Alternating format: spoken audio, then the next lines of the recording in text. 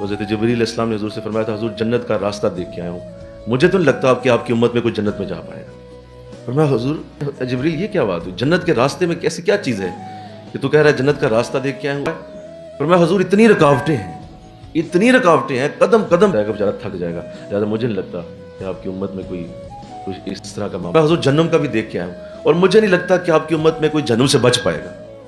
فرمایا اس کی کیا وجہ ہے؟ فرمایا آسان ہی بڑا ہے, آسان ہے, سوئے رہو, لیٹے رہو, بیٹھے رہو, کہو آج وہ رکاوٹیں طے کرنے کی نیت کرو. انشاءاللہ چیز جو بہت بڑی رکاوٹ ہے عمل میں, جو ہی آپ عمل کرنا شروع کریں گے نا, یعنی آپ قرآن شروع کریں گے, آپ نیکی کی کوئی دعوت شروع کریں گے, آپ کوئی اللہ کے دین کا کوئی پروگرام شروع کریں گے, آپ کو کوئی نماز کی پابندی ملے گی, آپ کو کوئی تہجد ملے گی, یا آپ کو کوئی اللہ والوں کا ساتھ ملنے لگے گا. اب یہ جو ہی ملنے لگے گا سب سے پہلی رکاوٹ آئے گی, اور وہ ہے دنیا کی محبت, دنیا کا پیار.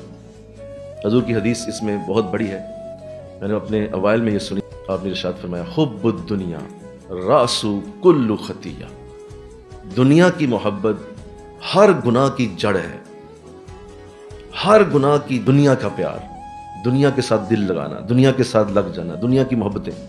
اچھا رہنا بھی دنیا میں ہے, رہنا بھی یہی ہے, صبح یہی کرنی ہے, شام یہی کرنی ہے, دوپہر یہی کرنی ہے, سارا کچھ یہی کرنا ہے, لیکن اس میں رہنا بھی نہیں ہے, رہنا بھی ہے اور رہنا بھی نہیں ہے, دونوں ہیں. آپ دنیا کو اپنی ضرورت کے مطابق استعمال کیجئے, آپ کو جتنی ضرورت ہے اتنی دنیا حاصل کرنا آپ کے لازم.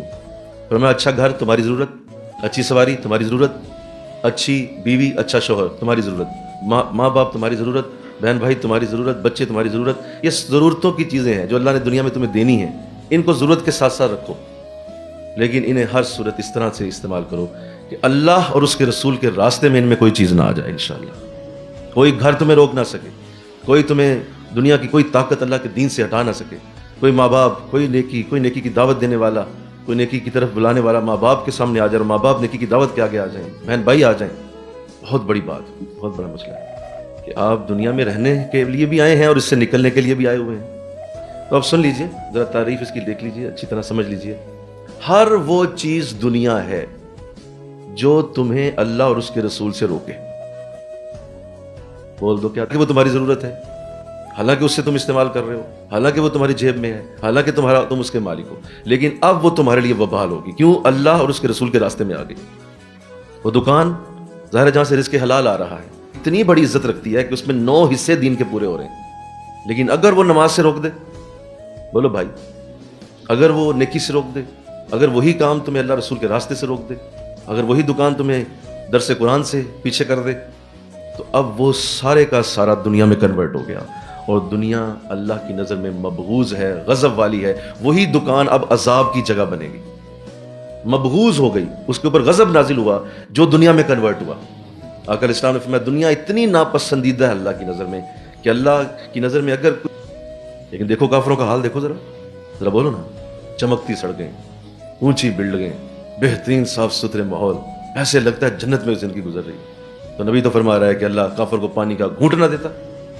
اس کا مطلب یہ دنیا اس کی نظر میں پسندیدہ نہیں ہے. رج کے دیا کافروں کو, موجے مارو, یاشیاں کوٹو, اور کہو کہ تم تو زمین پہ, تم تو مسلمان کیا چیز کیا ہو, ادھر آؤ دیکھو ہمارے گھروں کو دیکھو, ہماری گاڑیاں دیکھو, ہمارے چمکتے محل دیکھو, ہماری خوبصورت بلڈنگیں دیکھو, اور آؤ ذرا اپنے جوانوں کو بلاؤ, تم ہمارے ملکوں میں کتنا امن ہے, کتنا سکون ہے.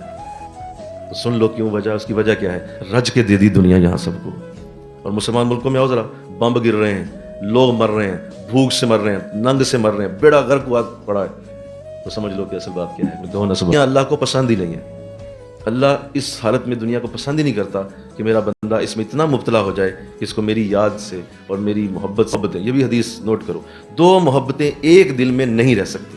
دل بنا اس طرح سے ہے کہ اس میں ایک وقت میں ایک ہی پیار آئے گا, ایک ہی محبت آئے گی. 2 محبتیں ایک. فرمایا حضور 2 محبتیں کون سی؟